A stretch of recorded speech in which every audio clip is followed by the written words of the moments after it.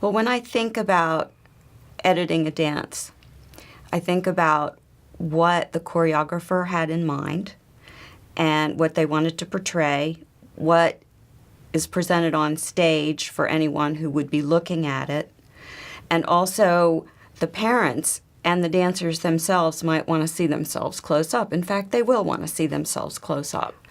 What typically happens is the design of the dance is established on the whole stage, and that's what you need to see, and that's what the audience, because I keep in mind what's the audience looking at, and the audience has real eyes, so they have the benefit of being able to zoom anytime they want and also see the whole picture. So my interest is in making sure I try to do that with what I have in front of me with the camera angles. And so I'll use this full stage picture to establish what the audience is seeing when the curtain opens. One of the things you need to keep in mind is a lot of choreographers will purposely have props or they'll have a backdrop that is meaningful in the dance. And those props and the backdrop are important. And so you need to keep the audience aware of them. And so you at least need to establish them. A lot of the backdrops won't change. Props may change, but backdrops won't change. So as long as you establish that in the beginning, you might have a chance to reestablish it later but you don't need to always be pulled back so far you need to have all that. What you should look for is who's doing what on the stage. In a lot of the dances for younger kids, they want to be simple about it, and so all of the dancers will be doing the same thing generally, because they, on their own, they would follow whoever's doing what. They wouldn't take something up that's just designed for them. But a choreographer will use different dancers, if they're more advanced, to do different steps, different moves. And so you want to make sure you've got that variety captured on the screen. You don't want to be, say someone is doing a split on the floor and someone else is doing a leap through the air. You don't want to miss that leap while you're focusing on the split. You want to get that because it's meaningful to whatever this choreographer is trying to do with the music. Another thing you have to think about too, and this is where choreography plays into it, is you'll have a situation where there's a dialogue going on between maybe half of the dancers and the other half of the dancers, and it's generally split between right and left side of the stage. And so one group of dancers will be doing something, and then the second group within the next phrase will respond to that. And it's best in the beginning to make sure you've got both sets of dancers on the screen. And then once that pattern is established in the viewer's eye, you can then, if the close-up camera is in the right position, you can focus on one of the groups that are doing one part of the dialogue. And then if you don't have the other on close-up, just go back to the wide shot, okay, and then you would get the answer. Okay. It's like a question and answer thing. When I edit a song, what I do is I respond to the moment. And so whatever I see when the stage opens up, it kind of sets for me what this dance is going to be like, where the dancers are, how much they're going to be moving, and what I can expect from them. You can actually predict when somebody's going to move, and also depending on what part of the stage they're on, you can almost predict where they're going to go. And it's going to happen with the beginning of a phrase. The beginning of a phrase starts on a pretty good downbeat, and you can really pick that up. And it often will start certain types of movements, a series of movements. The phrase will define what those movements are. And it very much depends on what level these dancers are. If it's young dancers, I'm going to be mainly interested in getting close-ups of them.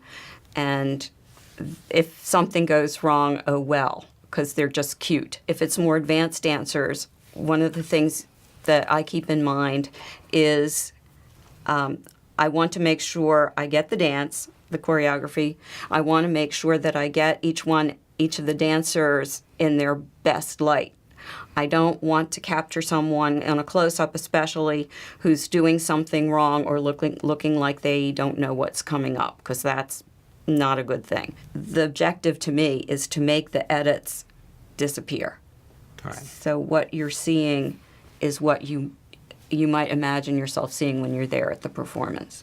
Regardless of however many cameras there are, I tend not to cut unless it means something. If you think there should be a cut, try it. And then go back and look. I think most of the time when I edit, I mean, it takes me a long time to edit. And I'll put a cut and I'll go immediately back and look at it. I won't wait till the end of the song to go back and look what I did. I'll check a cut as soon as I've made it. So, and also that way I've noticed if I put a cut, and I shouldn't have because, ooh, gee, over there somebody's doing something and I totally missed it, and I shouldn't. So I think it's valuable to check your work as soon as you've done it. What you want to do is to have, at the end, once you've made all your cuts, is to have the whole thing just flow seamlessly as much as possible, and it gives you a chance to look and see, how's that cut? Is it perfect? Should I move it a couple frames this way or a couple frames that way? Or should I put a dissolve in? One thing I tend not to do is to go from close-up to close-up. Okay. I usually would take a close-up and then go to a wide shot because I want the audience to remember where everybody was on the stage, what the perspective is between this person that just moved. And then, I mean, it may not be long. It may only be a couple seconds. And then I'll pick another, because people will then know, okay, I saw where everybody is, and then this next close-up will have context. Okay. Because otherwise, I've looked at some editing in the past and I got lost when something went from close-up to close-up. Say it was even a dramatic thing, and here's the close-up on this person, here's close-up on that person, and I forget where people are on the stage. Okay. So I use that to kind of reestablish. A close-up camera can make action pop. And so if you see a really awesome leap executed by someone, you don't need more than about a second of that movement, and they know who they are, and their parents know who they are, so you don't need to linger on it. But if you capture that within a few frames of the start of that motion, in other words, the motion has started, and you wait like 3 frames, cut it to the close-up, that the person who's looking at it, their eye doesn't see that cut, and you get that effort all of a sudden just right there in front of you. And you can stay with it if it makes sense, or you can pull back to the wide camera. And it's just put so much more dynamic in what you've just had on the stage. And I almost see it because you, as a viewer in the audience, your eye would focus and zoom on that person. So why not use the video to show it?